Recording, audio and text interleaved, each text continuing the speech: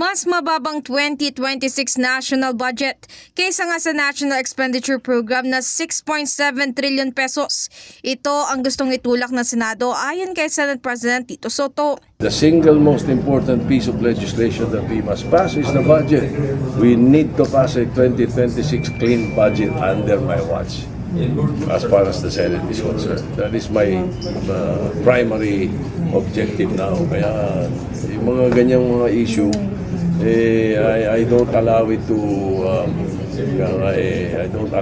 to stymie the work of the Senate, especially the Senate President's office. Ayon pa sa Senador, marami rin silang items na nakikita pa raw na po pwede pang alisin. Yun ang plano namin. Because dami naman kami nakikitang pwedeng alisin At saka sumasang-ayon naman ng Presidente na pwedeng alisin. Initially by how much? Estimate? Initially by how much? Very difficult to say at this point.